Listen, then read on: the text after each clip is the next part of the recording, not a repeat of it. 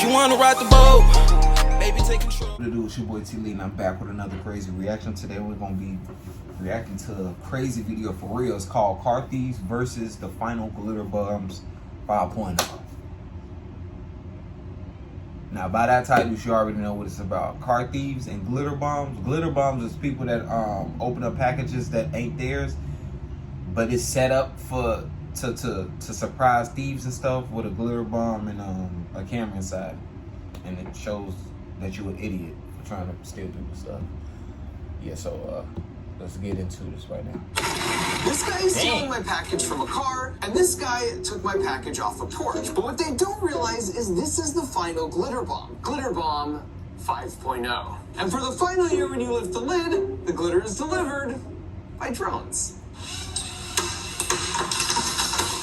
Oh, he put drones in it now? 5 years ago, when these two stole a $6 package from my porch, little did they know that singular act on an otherwise unremarkable lovely spring morning would set in motion a series of events that would unleash buckets of glitter in the homes of would-be porch pirates nationwide and eventually lead to the takedown of a $60 million international crime ring. So today, not only will I show you what happens when you combine autonomous drones and glitter, and then what happens when you get into a chess match with a bunch of car thieves, but I'll end the whole series. My man just slid out though. When you get into a chess match that's whole with a next bunch level of thieves, of like. But I'll end the whole series with an update on what happened to those massive scam call centers we infiltrated and exposed in India. Now, if you're new here, the 10-second recap is that after that package was stolen from my house, the police wouldn't do anything about it, even when presented with the evidence. So at that point, I knew that to avenge the theft, I was going to have to use my engineering skills to go full Home Alone.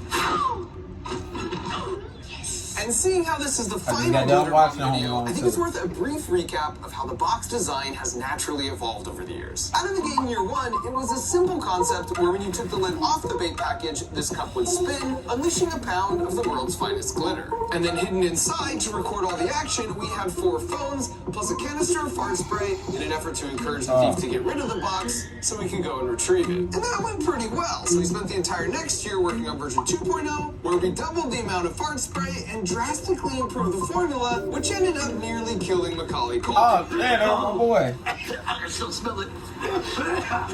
We also switched to biodegradable glitter and added a meaningless countdown.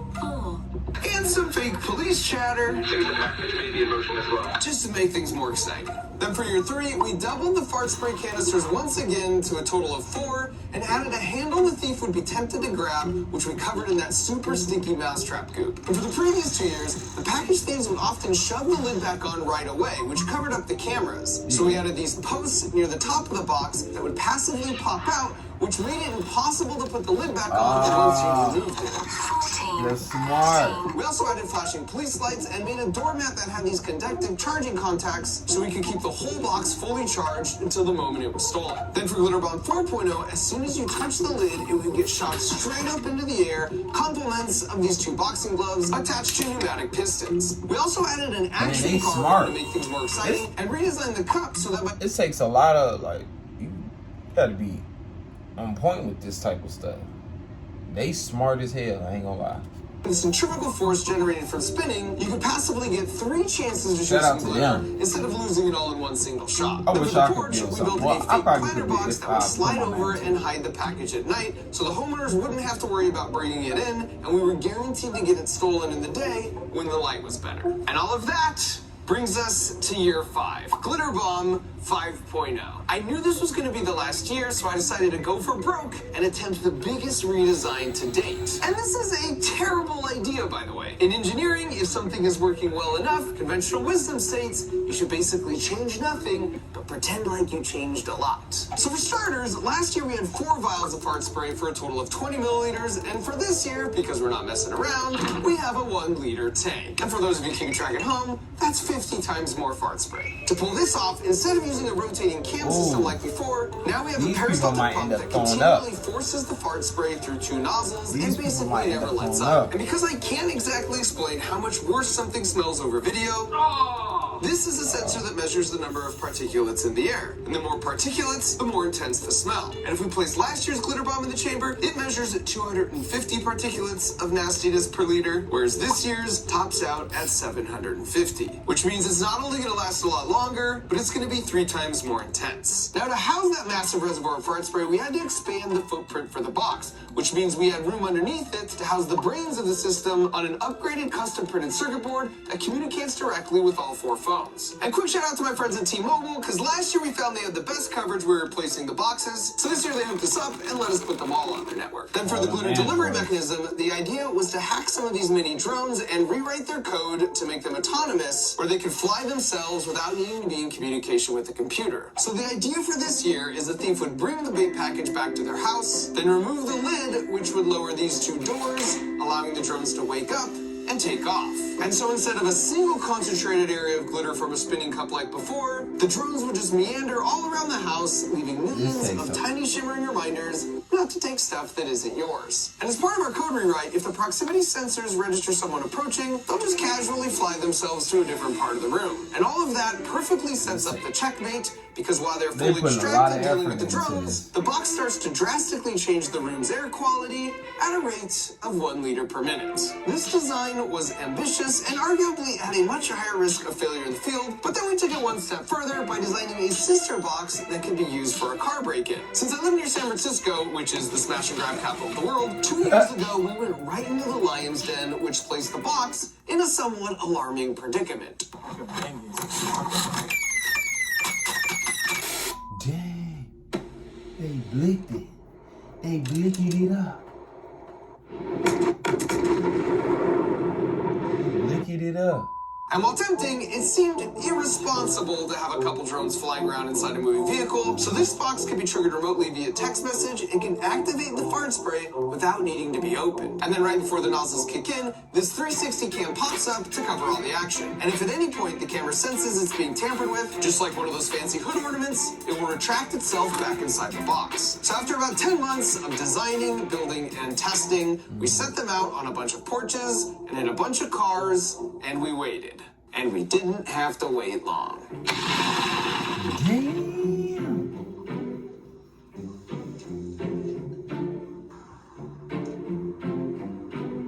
Brand new in the box, bro. They should do the PS5. Nice, huh? I forgot exactly what happened, but then hold on, I got it. Yeah, they said I pulled out.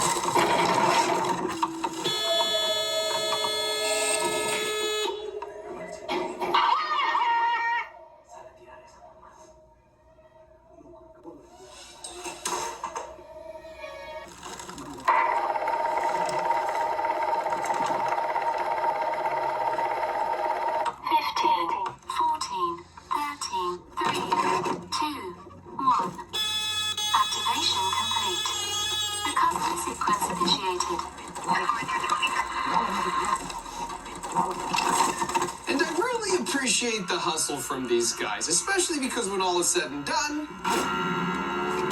they just decide to make this their neighbor's problem. When we retrieved this next box, as you can see, it was completely destroyed and the phones were gone. But thanks to those blazing T-Mobile network speeds, we were able to recover the following footage from the cloud. Our neighbor here, put it down a little. The cameras. I should run them. Give it to you for Christmas. Yeah. No way. What? The new one, huh? Yeah, it's the Okay, new can we version. just leave it in the car for now? Yeah, we'll leave it in the car. Because for we're now. not trying to. Bring attention to it. First, I did anything wrong. So they eventually took this home and were apparently pretty upfront with their kids about where they got it from.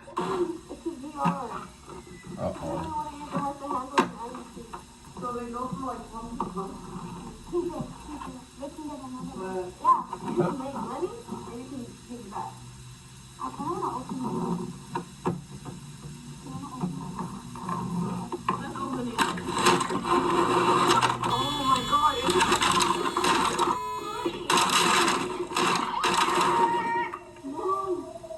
Mom, I think it is a bomb. Mom!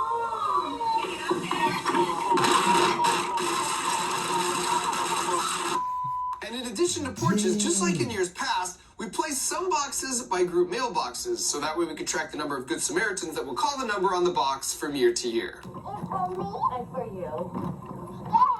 Yay!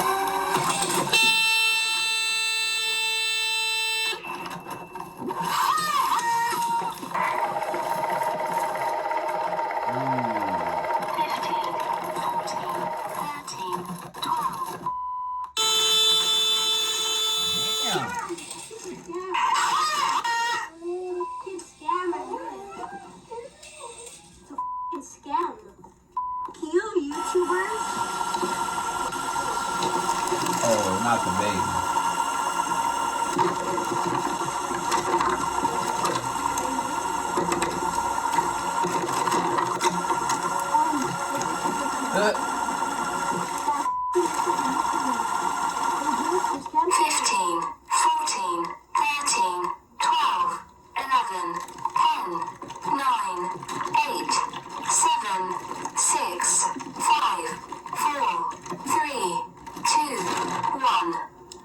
Activation complete.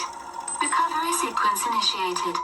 Switching gears for a minute, for the past 2 years, I've experimented with placing a glitter bomb in a parked car up in San Francisco because it's considered the car breaking capital of the world. And things are so bad now, it's not even just the parked cars that are getting targeted. They average 73 car break-ins per day, and at this point, people have resorted to just leaving their doors wide open, hoping the thieves can verify for themselves there's no valuables inside, so they won't smash the glass just to check. And for the past 2 years, while we did get the glitter bomb stolen, all we could really do was just play an alarm sound so they throw them out.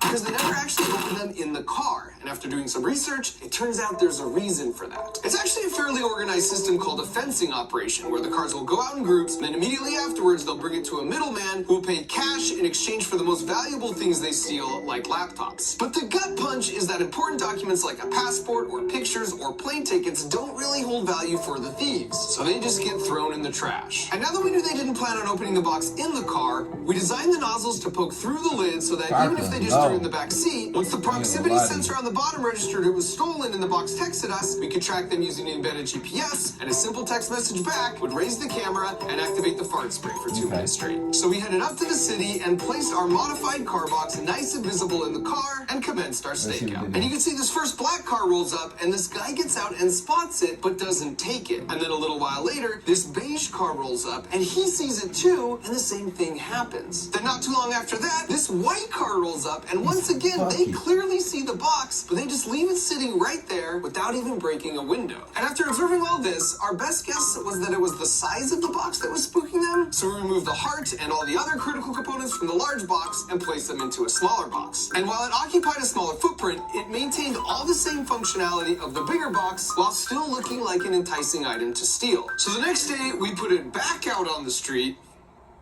but this time someone came by and actually smashed the window. Only we didn't see them leave with the box. And our working assumption was that he just wasn't able to open the door to take it, but when we checked the footage, it told a different story.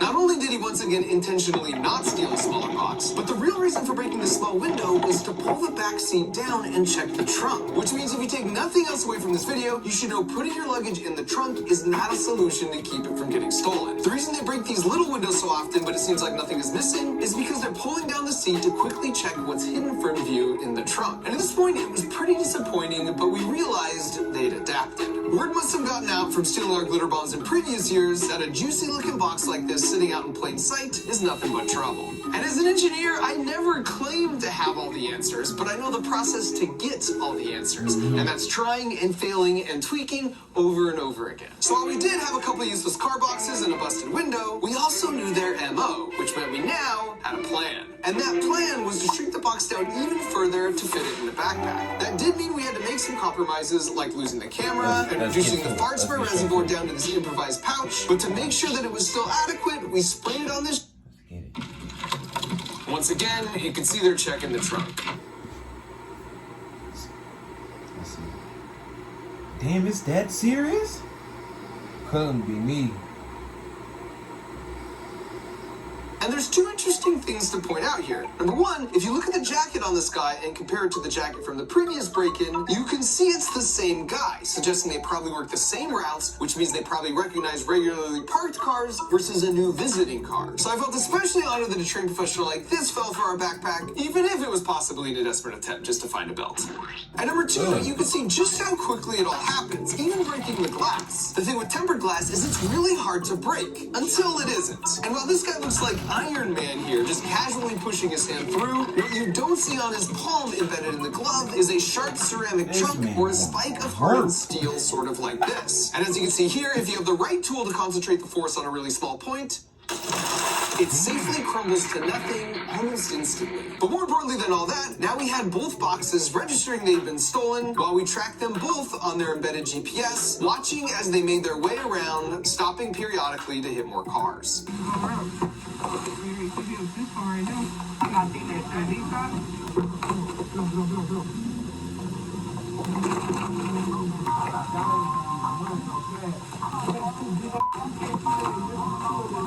And after they each drove around for about 10 minutes, we sent a command to commence Operation Air Freshener. Are these images reminding you of something? Do your earphones play at a very low volume or not at all? Oh, man. Crazy.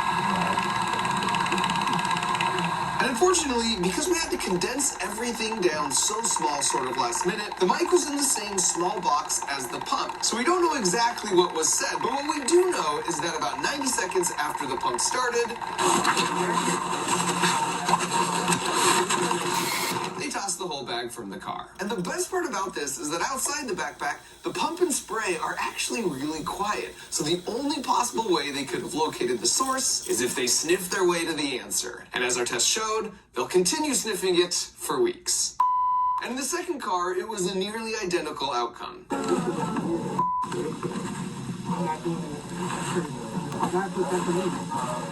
Only in this case, because the pump ran a little quieter at one point, we got to hear them close in on the source. All right. And about 20 seconds later, their backpack met the exact same fate as the first.